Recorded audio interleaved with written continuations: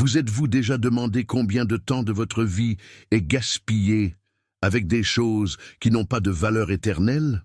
Alors que beaucoup vivent comme s'ils avaient tout le temps du monde, la vérité est que chaque seconde qui passe est une opportunité qui ne reviendra jamais. Et la grande question est, utilisez-vous votre temps pour vous rapprocher du but que Dieu a pour vous, ou laisse les distractions voler votre mission? Si ce message vous a déjà fait réfléchir, alors abonnez-vous maintenant sur la chaîne, activez la cloche et laissez déjà votre semblable, car aujourd'hui, vous découvrirez comment sauver votre temps et vivre intentionnellement. De plus, je veux que vous commentiez maintenant « Je choisis de vivre le but ». Ce simple commentaire n'est pas seulement une phrase, mais une déclaration publique que vous êtes prêt à faire chaque seconde. Dieu vous appelle à quelque chose de plus grand. Le temps est la seule ressource qui, une fois perdue, ne peut jamais être récupérée. Chaque occasion de deuxième seconde est une opportunité unique accordée par Dieu afin que nous puissions remplir notre objectif sur cette terre. Cependant, nous vivons dans un monde qui nous apprend à le gaspiller, à traiter les jours comme s'ils étaient infinis et à reporter ce qui compte vraiment. Beaucoup passent leur vie à attendre le bon moment pour agir, à chercher Dieu, à réaliser ses rêves, sans se rendre compte que le seul moment garanti est maintenant. Le temps n'est pas seulement une séquence de minutes et d'heures, mais la monnaie avec laquelle nous achetons notre héritage. Et la grande question que nous devrions tous nous poser est « Investissons-nous correctement ce cadeau divin ?» La Bible nous met en garde contre l'importance de dire à nos jours à bon escient. Dans le psaume 90, 12, il est écrit « Apprenez-nous à dire à nos jours que nous pouvons atteindre un cœur sage. » Cela signifie que la reconnaissance de la finitude de notre existence nous amène à vivre plus intentionnellement, à évaluer chaque instant et à choisir avec le discernement où investir notre énergie. Lorsque nous comprenons que chaque seconde qui nous passe plus près de notre destination finale, nous mettons de côté la superficialité et commençons à vivre plus profondément et de manière significative.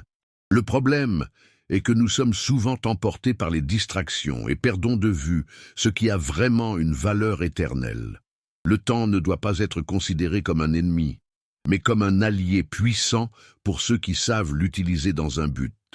La question à laquelle nous devons répondre quotidiennement est « Suis-je plus proche de mon appel ou suis-je juste passer les jours ?» Vivre sans but, c'est comme ramer sans destination. Nous dépensons de l'énergie, mais nous ne quittons pas les lieux. Dieu nous donne le présent de temps pour ne pas le gaspiller, mais pour l'utiliser à quelque chose qui transcende l'existence terrestre. Chaque jour est une page vierge que nous pouvons remplir d'actions d'impact, d'amour, de foi et de croissance spirituelle. Qui apprend à valoriser le temps, apprend à valoriser leur propre vie. Si le temps est notre ressource la plus précieuse, les distractions sont les plus grands voleurs de cette richesse. Nous vivons à l'ère de l'information, où chaque seconde, nous sommes bombardés par des notifications, des réseaux sociaux, des divertissements incessants et des pressions externes qui nous éloignent de ce qui compte vraiment. L'ennemi sait qu'il ne peut pas prendre le but que Dieu a mis dans nos vies, mais il peut essayer de détourner notre attention, nous faisant nous perdre dans un cycle infini de distractions vides. Nous avons perdu des heures à rouler des flux, à regarder des vidéos sans but et à nous impliquer dans des débats dénués de sens, tandis que les moments qui pourraient être investis dans la croissance spirituelle et réaliser notre mission s'écoulaient à travers leurs doigts. L'histoire de Martha et Mary, dans Luc 10, 38-42, illustre cette réalité. Martha était occupée par les tâches de la maison, alors que Marie a choisi de s'asseoir aux pieds de Jésus pour entendre sa parole. Quand Martha se demanda, Jésus a répondu « Martha, Martha, tu es inquiet pour beaucoup de choses. Cependant, une seule est nécessaire. » Ce passage nous apprend que beaucoup de choses qui nous consomment quotidiennement sont secondaires. Ce qui compte vraiment, c'est ce qui nous relie avec Dieu, qui renforce notre foi et qui construit un héritage éternel. Mais combien de fois choisissons-nous d'être Martha alors que nous devrions être Maria ? Combien de fois laissons-nous des inquiétudes et des distractions dominant notre esprit, s'éloignant de la présence de Dieu? Pour gagner ce cycle, nous devons apprendre à établir des priorités. Cela signifie prendre des décisions conscientes sur l'endroit où nous investissons notre temps et notre énergie. Nous devons définir des moments de qualité pour Dieu, pour notre famille, pour notre croissance spirituelle et personnelle. Nous ne pouvons pas permettre aux distractions de dire le cours de nos vies. Si nous ne sommes pas intentionnels, nous serons avalés par un excès de stimuli et perdons le contrôle de ce qui devrait être une priorité. Qu'avez-vous autorisé à voler votre temps? Vos choix quotidiens reflètent-ils votre véritable objectif? Il est peut-être temps de désactiver le monde autour de vous et de se concentrer sur ce qui fait une différence. Rien dans votre vie n'est par hasard. Le moment où vous êtes né, les circonstances auxquelles vous êtes confrontés, les opportunités qui apparaissent, tout fait partie d'un plan plus large. Dieu aurait pu vous mettre à tout moment de l'histoire, mais il a choisi ce moment exact parce qu'il a un but spécifique pour vous. Tout comme Esther a été appelée à être reine pendant un certain temps comme ça, Esther 4,14, vous avez également été placé ici pour réaliser quelque chose que vous pouvez faire. Mais pour vivre cet appel, il est nécessaire de reconnaître son importance et de cesser d'agir comme si les jours étaient courants et sans valeur. Le plus grand obstacle à la vie de l'appel de Dieu est le doute. Beaucoup se demandent, ai-je vraiment un but? Dieu peut-il m'utiliser? L'ennemi travaille sans relâche pour planter l'insécurité dans nos cœurs, essayant de nous convaincre que nous sommes trop petits, trop faibles ou trop imparfaits pour accomplir quelque chose de grand. Mais la vérité est que Dieu a toujours choisi l'improbable. Moses était gago, David était un simple pasteur, Gideon se considérait comme le plus petit de sa maison, mais ils étaient tous utilisés avec puissance par Dieu parce qu'ils ont décidé de dire oui à l'appel. Votre appel existe déjà, mais c'est à vous de décider de l'accepter ou de l'ignorer.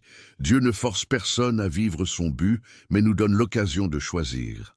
Vous pouvez continuer à mener votre vie automatiquement, perdre votre temps avec des choses sans valeur, ou vous pouvez décider d'embrasser ce que Dieu a pour vous. Le monde a besoin de ce que vous portez, et chaque seconde est une chance de faire une différence. Le choix est entre vos mains, rester dans la zone de confort ou avancer dans le but que Dieu a conçu pour votre vie. Le plus gros mensonge que nous pouvons croire est que nous avons tout le temps du monde.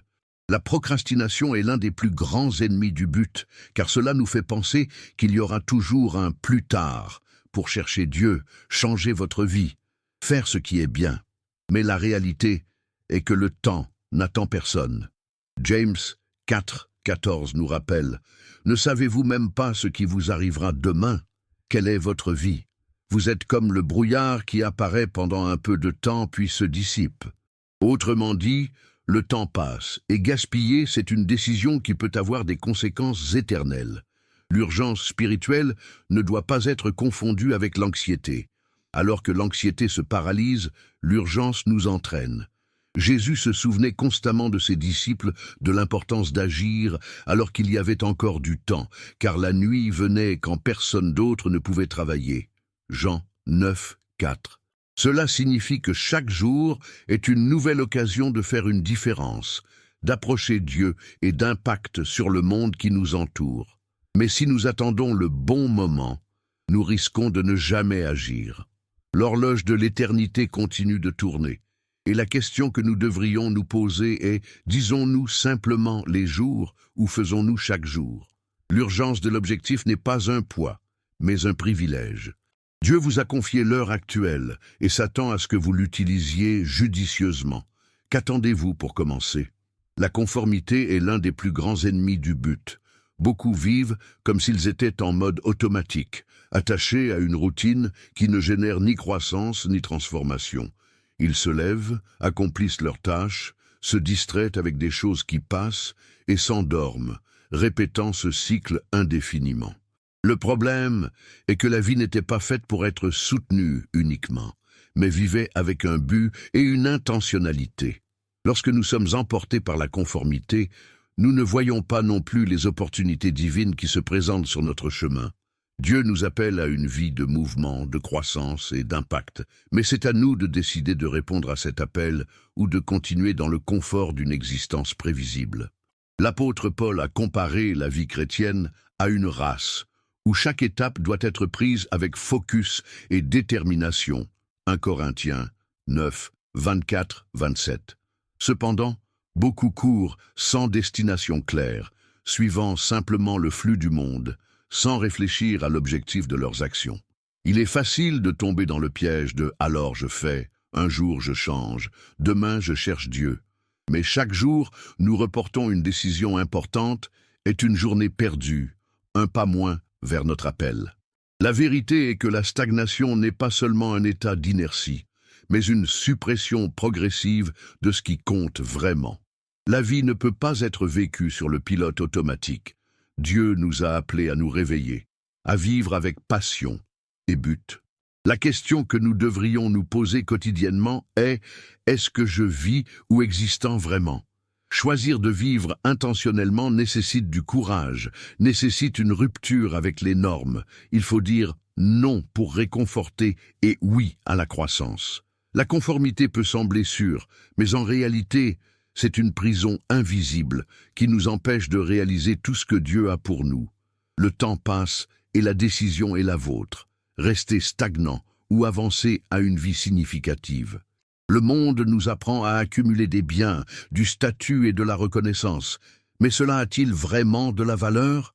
Jésus nous a clairement avertis dans Matthieu 6, 19, 21 « Ne vous accumulez pas pour vous des trésors sur terre, où la trace et la rouille détruisent, et où les voleurs se cassent et volent.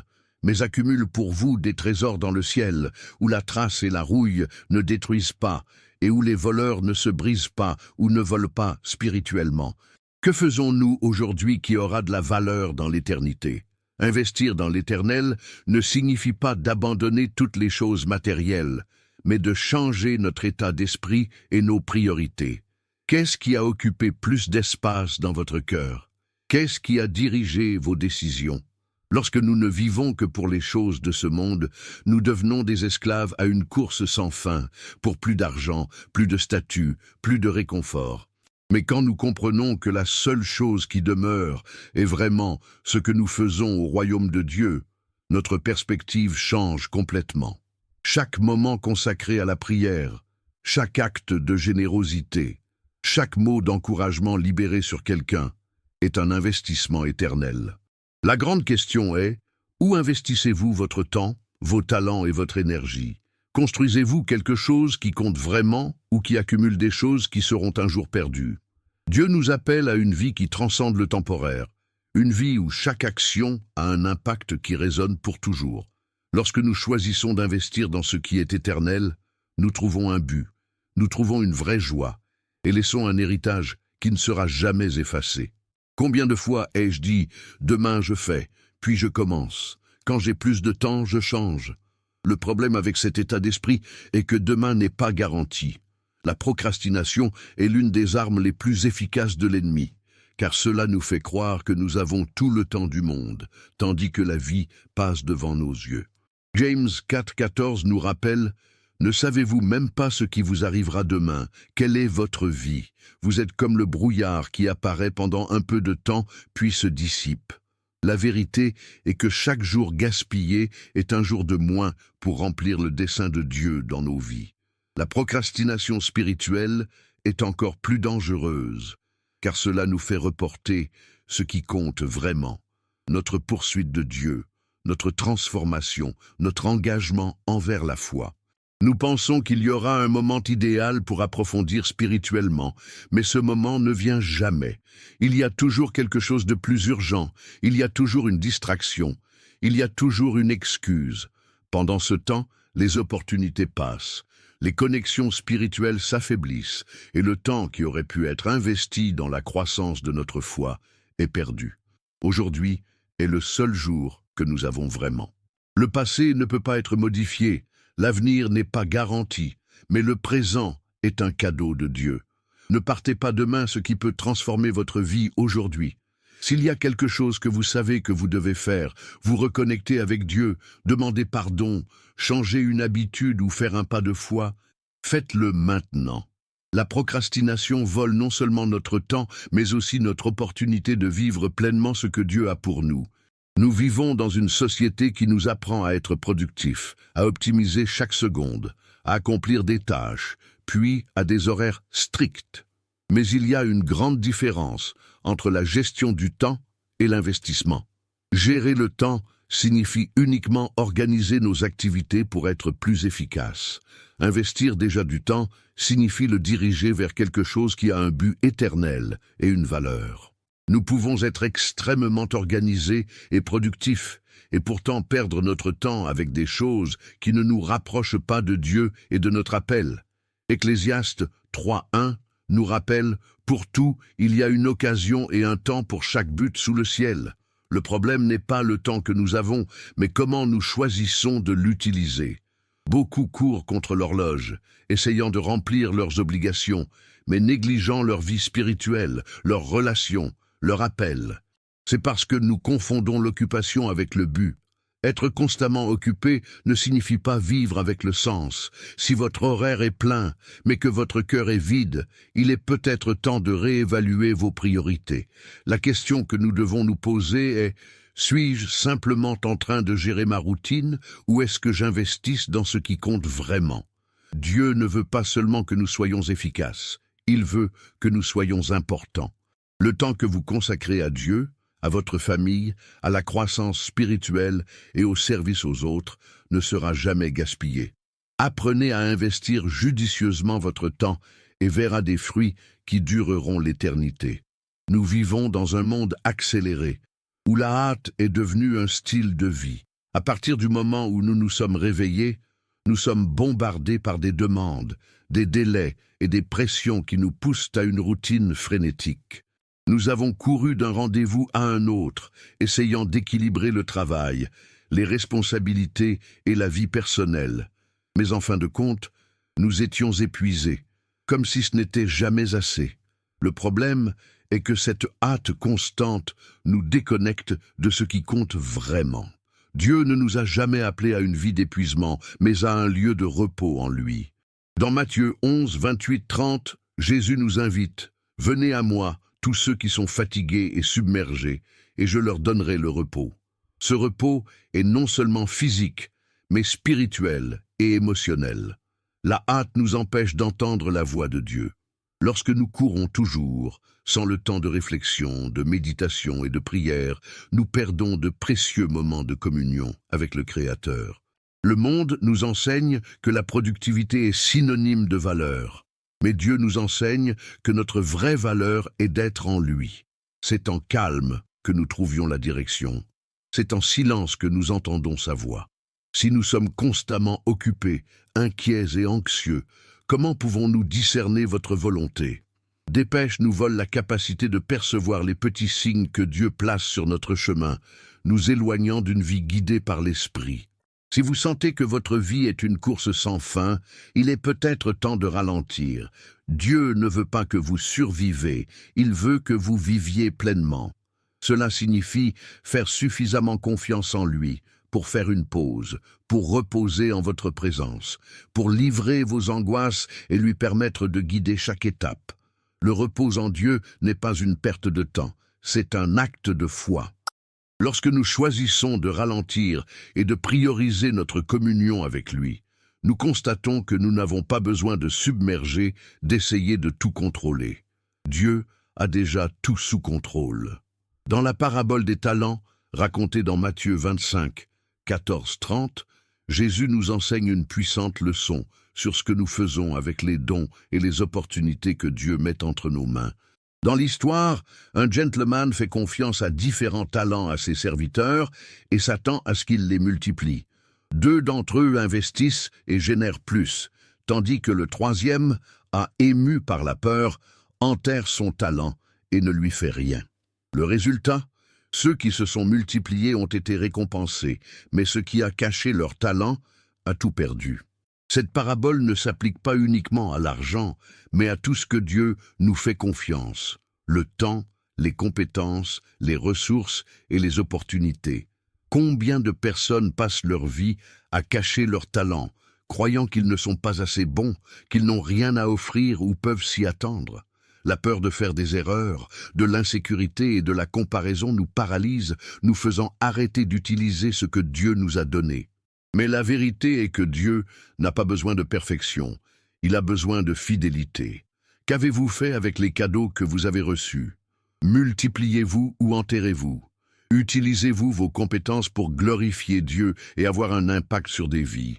Ou avez-vous laissé vos opportunités passer inaperçues? Dieu nous appelle à être des multiplicateurs. Chaque talent, chaque compétence et chaque instant qu'il nous donne sont des graines qui peuvent générer des fruits éternels. Mais pour cela, il est nécessaire d'agir. Si vous avez quelque chose à offrir, être un cadeau artistique, une capacité de communication, une capacité d'enseigner ou simplement un cœur prêt à aider, ne l'enterre pas. Mettez-le en action. Croyez que Dieu peut même utiliser ce que vous considérez comme petit pour quelque chose de grand. Multiplying the talents ne concerne pas ce que nous avons, mais sur ce que nous faisons avec ce que nous avons. La vie est un domaine où nous plantons des graines tous les jours. Chaque choix que nous faisons, chaque mot que nous disons, chaque attitude que nous adoptons est une graine jetée dans le sol de l'éternité. Galates 6, 7, 8 nous avertit. Ne vous trompez pas, Dieu ne se moque pas. Ce que l'homme se trahit également. Celui qui sèche à sa chair, la chair rassemblera la destruction, mais quiconque cède à l'esprit récoltera la vie éternelle. Cela signifie que nos actions ont des conséquences qui vont bien au-delà du moment présent. Ce que nous semons aujourd'hui déterminera ce que nous récolterons demain, que ce soit dans notre vie spirituelle, émotionnelle ou même matérielle. Nous nous attendons souvent à de grands changements et bénédictions dans nos vies, mais nous négligeons les petites graines quotidiennes. Nous voulons une relation plus profonde avec Dieu, mais nous ne semettons pas le temps dans la prière. Nous voulons une vie complète exprès, mais nous ne semettons pas la discipline et l'engagement. Nous voulons voir la transformation dans nos familles, mais nous ne semettons pas la patience, l'amour et le pardon. Le problème n'est pas dans la récolte, mais dans ce que nous avons planté. Qui cède la superficialité, récolte la superficialité. Ceux qui sèment dans le royaume récoltent des fruits qui restent pour toujours. Le défi est simple. Quel genre de graines avez-vous planté? Si aujourd'hui était le jour de la récolte, seriez-vous satisfait des fruits qui ont poussé? La bonne nouvelle est qu'il n'est jamais trop tard pour changer la graine. Chaque jour est une nouvelle occasion de planter quelque chose qui a une valeur éternelle. Dieu nous donne une chance de recommencer, de mieux choisir, d'aligner nos actions avec son but. Puissions-nous semer judicieusement, sachant que chaque acte d'obéissance, de foi et d'amour sera récompensé. La vie chrétienne n'est pas une promenade, c'est une race, et pas aucune race, mais qui nécessite des efforts, de la persistance, et se concentrer sur le prix final. Dans 1 Corinthiens 9, 24-27, Paul nous enseigne. Ne savez-vous pas que dans une course, tous les couloirs sont en compétition, mais un seul remporte le prix? Ce prix n'est pas matériel, pas le statut ou la reconnaissance humaine. C'est la couronne de la vie, la récompense éternelle réservée à ceux qui restent fidèles à la fin. Mais pour atteindre cette victoire, nous avons besoin de courir avec un but, sans divertissement, sans disposition, sans langer. Le problème est que beaucoup abandonnent à mi-chemin. Certains commencent bien, mais face aux défis, ils abandonnent la course. D'autres sont distraits en passant des choses et en perdant du temps avec ce qui n'ajoute pas la valeur éternelle. Et il y a ceux qui sont simplement fatigués et cessent de passer à autre chose. Cependant, la Bible nous encourage à persévérer. Hébreux 12, 1 nous exhorte. Nous courons avec persévérance la race qui nous est proposée, ayant nos yeux en Jésus, auteur et consommé de notre foi. Autrement dit, la seule façon de ne pas être découragé est de garder les yeux à la destination finale. La question est, comment courez-vous? Faites-vous de votre mieux ou marchez-vous simplement sans direction? Dieu ne vous a pas appelé à marcher en rond, mais à avancer vers le but qu'il a établi pour votre vie. Le prix est en avance sur vous, et tous les efforts, chaque renonciation et chaque étape de la foi en vaut la peine lorsque vous franchissez la ligne d'arrivée et entendez les mots « Très bien, bon serviteur ». Courez avec détermination, car l'éternité vous attend.